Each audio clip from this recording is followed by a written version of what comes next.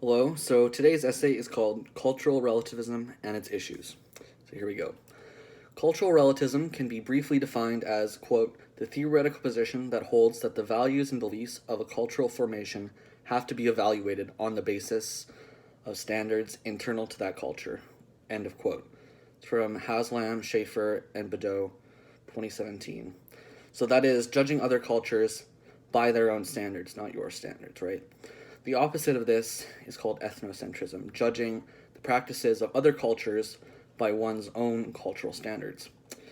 While cultural relativism can be a positive force, such as combating discrimination against other cultures, it can also lead to the murky depths of moral relativism. The line between cultural relativism and moral relativism is gray and thin, especially when it comes to issues that may be harmful or oppressive to other people, with foot binding being a good example. However, it should be kept in mind that, quote, just because an act is deemed cultural does not make it free from criticism and outrage. From Kenny's and Smillie, 2017. The purist cultural relativist would argue that since foot binding was viewed as morally permissible in some Chinese societies, and we're just using this as the example, this could apply to many things, and since it was a traditional cultural practice, it is morally acceptable, or even worth defending or preserving. Being that from their point of view, every culture and its practices are valid and equal. Foot binding is morally right to those Chinese who practice it, and should be accepted by those outside of the culture, and those who oppose it from within, as only culturally different instead of morally wrong. Cultural/moral relativists have some pretty good and defendable points to back up their stance. The first major point is that morals were created by humans for other humans. While this is obviously in contradiction with divine command theory, it holds true for most materialists and empiricists. It follows that morals are only what we make them, instead of morals making us. Rousseau agrees that almost along these lines when he writes that moral philosophy is only a man-made response to our own vices and pride that we project upon the world. We are the only beings on the planet that abide by varying moral codes. They were not prescribed to us, but which we, ourselves as humans, codified. The second point in defense of moral/cultural relativism is that the view is straightforward, explainable, and is a scientific approach to morals, without any speculation or mystery surrounding it. From there, morals and ideas surrounding them are only down to personal and cultural taste, and that alone. Although a deeply Christian man, John Locke agreed to a certain extent with this point, writing, quote, hence naturally flows the great variety of opinions concerning moral rules which are to be found amongst men, according to the different sorts of happiness they have a prospect of or propose to themselves, end of quote. The third great point in defense of moral and cultural relativism is that using its theoretical basis, moral codes and knowledge in general are more easily understood and explained. To merely understand the society you live in or are observing is enough to understand what is right and what is wrong in that context.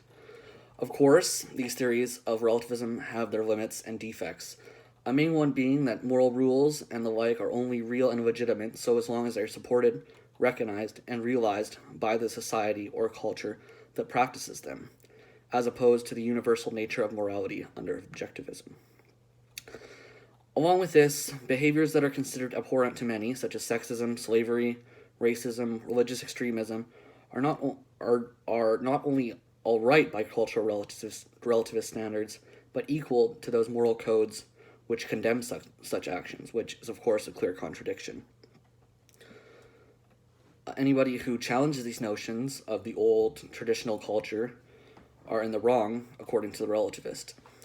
In essence, even if a belief, practice, or whatever is to be bigoted or superstitious or unscientific or illogical or rationally false, it is still a correct view to cultural relativism. The truth and origin of morals in this sense is not what is important, merely the fact that people follow and uphold them is what is important. I do not agree at all with cultural relativism, although it has many strong points. Its weak side outweighs the good it proclaims. I instead put forward a new moral theory surrounding culture, combining both the strengths of relativism and objectivism. Every culture in the world has both positive and negative aspects, progressive and reactionary elements.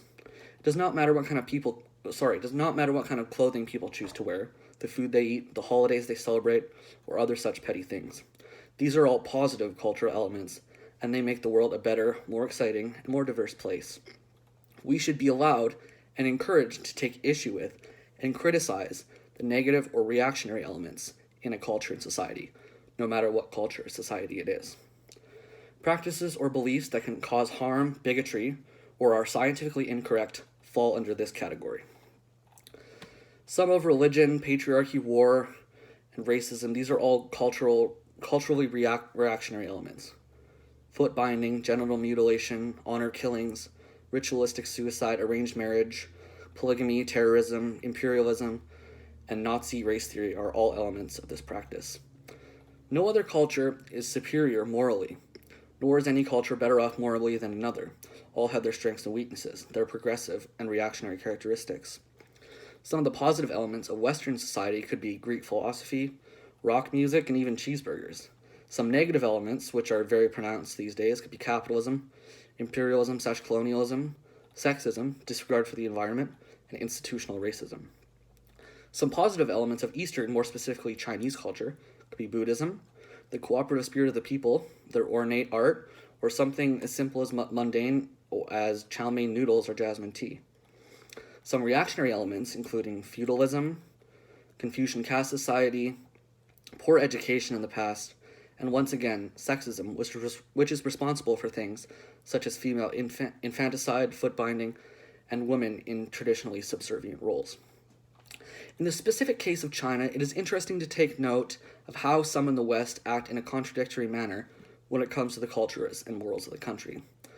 While they rightfully bemoan the practice of foot binding, religious extremism, female infanticide, and the like, they completely disregard attempts to get rid of these practices as authoritarian or evil. Foot binding as a practice started to dwindle out around the Nationalist Revolution in 1912, but it was not outlawed until the Communist Revolution in 1949, and it was still a common practice in rural and isolated communities up until the Cultural Revolution of the 60s and 70s. A second. The leader of the time, Mao Zedong, is vilified in the West as a heavy-handed dictator, but in many ways he improved the lives of the Chinese people, especially the lower class and women, despite his failures and excesses. One of his most famous quotes was, "Women hold up half the sky," in other words, that they are equal to men. Well, women are still not equal to men in China in the constitution they are, but in a practical, material standpoint they are not. One of the goals of the revolution was to improve the traditionally low status of women, and Mao did succeed in this regard, although the return of capitalism in the country might be reversing this trend. While Mao and his Red Guards went to extremes in the Cultural Revolution, their goal was not to destroy Chinese culture, but to reform it, to retain the positive elements from it while getting rid of the negative, reactionary, and unproductive ones. Feudalism, classism, sexism, and other such ideas were targeted as being in the latter category, while the revolutionaries sought to produce new and more equal proletarian culture for the country. In modern times, China's famous one-child policy looked to solve a real practical issue, which was overpopulation, which could have dire consequences if left all alone. However, the West will label this as restricting freedom and point to it as the reason behind the rates of female infanticide in the country. In reality, this practice has been occurring over thousands of years since ancient countries like China and India, where patriarchy reigned supreme. Moreover, this was only exacerbated with the rise of capitalism in the country, as inequality soared.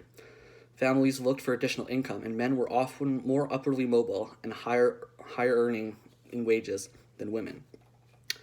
Actually, the government has been trying to combat this issue and is encouraging families to raise girls, supporting this through campaigns, propaganda posters, and slogans. Similar efforts to combat real problems in China, such as terrorism and extremism in the western parts of the country, monarchy and slavery in Tibet, civil unrest in Hong Kong, and poverty in rural areas, are met with negative responses in the West. Rehabilitation, re-education, and vocational schools are labeled as concentration camps without evidence.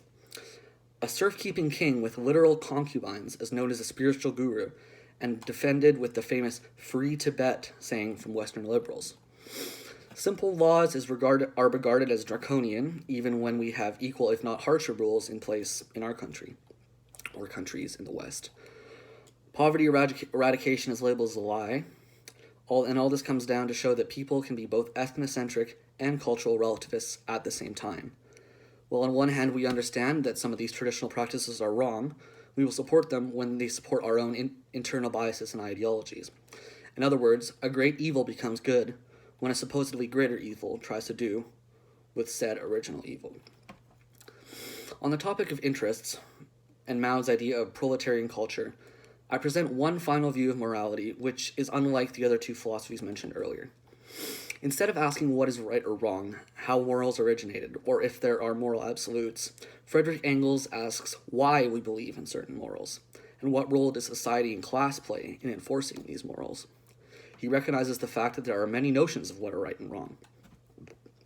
Quote, "The conceptions of good and evil have varied so much from nation to nation and from age to age that they often have been in direct contradiction with each other," end of quote.